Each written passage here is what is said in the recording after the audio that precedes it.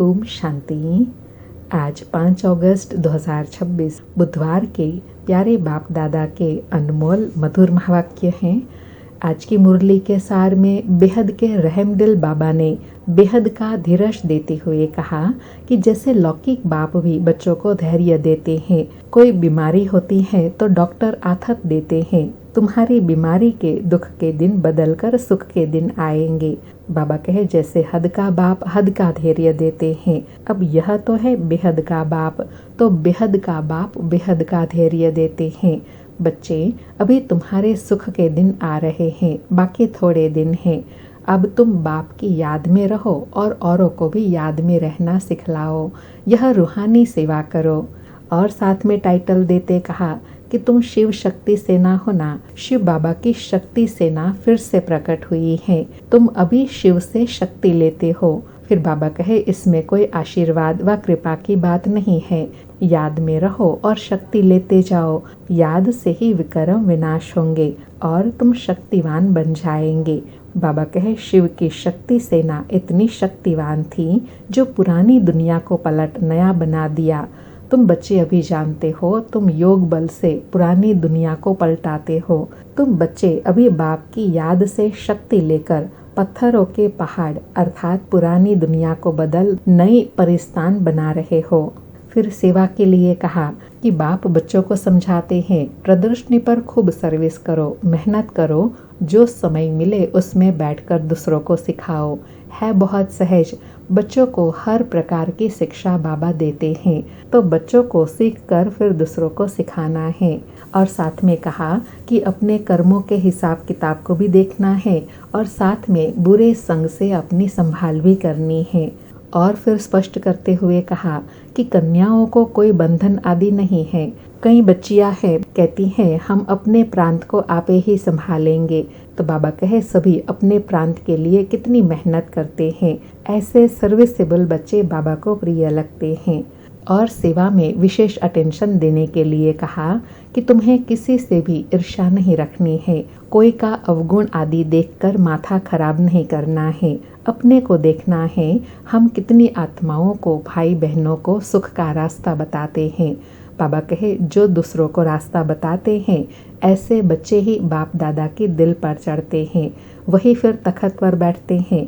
और कहा कि बाबा जानते हैं कि कोई कोई बच्चों को सर्विस का बहुत शौक है, जरा भी देह अभिमान नहीं, तो बाबा कहे सर्विस कर, अपने ऊपर आपे ही कृपा करनी है, कभी किसी के अवगुण नहीं देखना है। फलाना ऐसा है, यह ऐसा करता है, अवगुण देखना यह भी डिसर्विस है। बाबा कहे सयाने बच्चे वह जो किसी की भी डिसर्विस का गायन नहीं करते हैं। तुम ब्राह्मण बच्चों का काम ही है सर्विस में लग जाना। और साथ में कहा ट्रैटर नहीं बनना है। कहावत भी है ना, चूहे को मिली हल्दी की गांठ और समझा में पंसारी हूँ।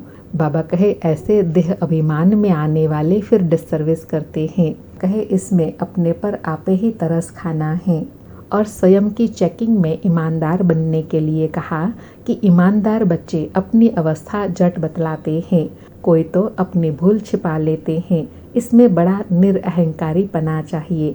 बच्चों को सर्विस बढ़ाने में लग जाना चाहिए। हमेशा यह ख्याल रहना चाहिए, बाबा कहे हमेशा यह ख्याल रहना चाहिए जैसा कर्म हम करेंगे हमें देख और भी करेंगे। अगर मैं किसी की निंदा करूँगा तो और भी करने लग पड़ेंगे, इसलिए ऐसा कोई कर्म नहीं करना है जो और विकर्म बन जाए। फिर धारणा और पढ़ाई के लिए कहा कि पढ़ाई रेगुलर पढ़नी है। बंधे लिया है, घर में रहते भी बाबा को याद करती रहती हैं। याद में रहने से ही विक्रम विनाश होंगे। बाबा कहे अगर सर्विस नहीं कर सकते हैं तो घर में बैठे भी बाप की याद में रहे तो भी अच्छा है। कई अच्छे अच्छे महारथी बच्चे सर्विस करते हैं, याद में नहीं रहते हैं, न सवेरे उठते हैं। तो बाबा कहे मनुष्य से देवता बनने व विजय माला में पिरोने के लिए सवेरे उठकर बाप को याद करना है, धारणा करनी है, देखना है हमारे विक्रम विनाश कैसे होंगे। फिर और सर्विस के लिए कहा कि बच्चों को सर्विस में रात दिन मेहनत करनी चाहिए। धंधे आदि से भी थोड़ा टाइम निकाल कर इसमें लग जाना चाहिए। ऐसे नहीं कि फुर्सत नहीं मिलती है। सर्विस के लिए कोई भी बहाना नहीं देना है। ऐसे नहीं बीमार पड़ जाओ, फुर्सत नहीं मिलती। बच्चों को व्यर्थ बातों में अपना टाइम नहीं गंवाना है, सर्विस में लग जाना है। फिर निश्चय बुद्धि बनने के लिए कहा कि कई बच्चे संशय में आने से सर्विस में ढीले पड़ जाते हैं। टाइम बहुत थोड़ा है तो जितना हो सके पुरुषार्थ खूब करना चाहिए। अंत समय माया के साथ कश्मकशा बहुत होंगी, उस समय पुरुषार्थ नहीं कर सकेंगे। पुरुषार्थ का समय अभी है, अंत में तो बहुत आफतें आदि आएंगी। इसलिए बाबा कहते हैं जितना हो सके गैलप करते जाओ। और साथ में कहा कि यह बड़ी रिफाइंड रेस है। बाबा कहते हैं मेरे को टच कर, अर्थात मूल वतन में जाकर फिर वापस तुमको नई दुनिया में आना है। और अंडरलाइन कराते कहा कि पहले पहले वह आएंगे जो योग युक्त होंगे। और लास्ट में ऊंच पद पाने के लिए पुरुषार्थ बताया कि जो पुरुषार्थ करेंगे वही ऊंच पद पाएंगे। बच्चों को बड़ा मीठा बनना है, स्वभाव बड़ा मीठा चाहिए, क्रोधी नहीं बनना है। हमेशा अपनी दिल पर हाथ रखना चाहिए कि मैं क्या करता हूँ, इस पुरुषार्थ से मुझे क्या पद मिलेगा। अगर सर्विस नहीं की, आप समान औरों को नहीं बनाया तो फिर क्या पद पाएंगे। बाबा कहे थोड़े में ही राजी नहीं होना है। बाबा कहते हैं मैं आया हूँ तुम बच्चों को फुल बादशाही देने, तो बच्चों को हिम्मत कर पूरा वर्षा लेना है। सिर्फ कथनी और करनी को समान बनाना है और सर्विस में अपनी हड्डी देना है, अर्थात दिल जिगर से सेवा करनी है तो ऊंच पद पाएंगे। सुनते हैं प्यारे बाप दादा के अनमोल मधुर महावाक्य। आज बाबा कहे मीठे बच्चे, तुम अपने योग बल से इस पुरानी दुनिया को परिवर्तन कर नया बनाते हो। तुम प्रकट हुए हो रूहानी सेवा के लिए। मीठे बच्चे, तुम अपने योग बल से इस पुरानी दुनिया को परिवर्तन कर नया बनाते हो।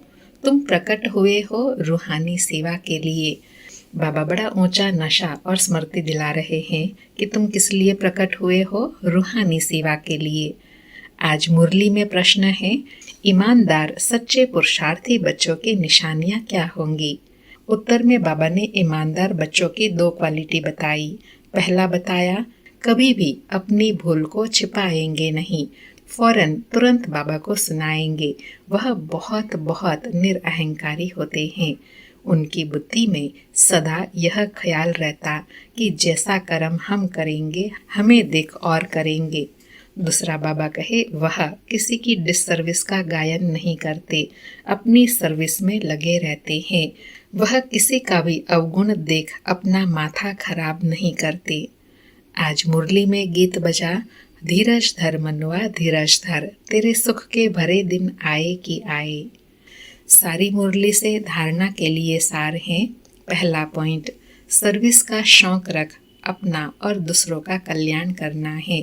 किसी की डिससर्विस का गायन नहीं करना है, पर चिंतन में अपना समय नहीं गंवाना है। दूसरा पॉइंट, ईमानदार और निरहंकारी बन सेवा को बढ़ाना है। सवेरे सवेरे उठकर बाप को प्यार से याद करना है। कथनी और करनी समान बनानी है।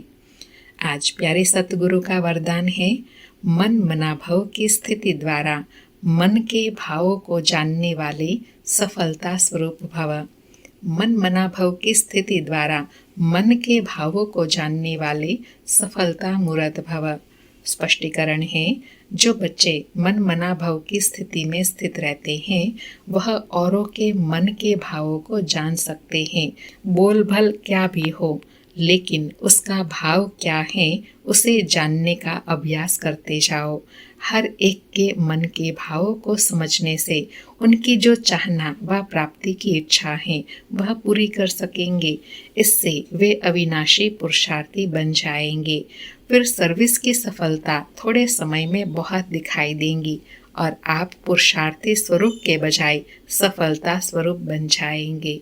बाबा ने वर्तमान समय सफलता मूर्त बनने की सहज विधि बताई कि मन मना भव की स्थिति में स्थित हो जाएंगे तो अनेक आत्माओं के मन के भावों को समझ सकेंगे। और उससे क्या फायदा होगा कि मन के भाव को समझने से उनकी चाहना के अनुसार उसको प्राप्ति कराएंगे और सामने वाली आत्मा चाहना अनुसार प्राप्ति करेंगी तो सर्विस में वृद्धि होती जाएंगी। आज का स्लोगन है, सोते समय सब कुछ बाप हवाले कर खाली हो जाओ तो व्यर्थ व विकारी स्वप्न नहीं आएंगे। सोते समय सब कुछ बाप हवाले कर खाली हो जाओ तो व्यर्थ व विकारी स्वप्न नहीं आएंगे। आज के अव्यक्त इशारे हैं, अपवित्रता के बीज को भी समाप्त कर संपूर्ण स्वच्छ पवित्र बनो।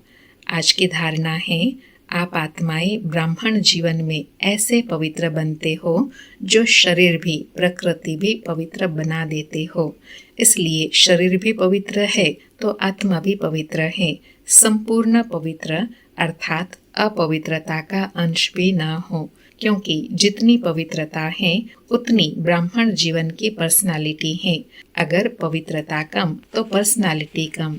ये प्योरिटी की पर्सनालिटी सेवा में भी सहज सफलता दिलाएंगी। अव्यक्त इशारे में भी बाबा ने सफलता पाने की विधि बताई, पवित्रता।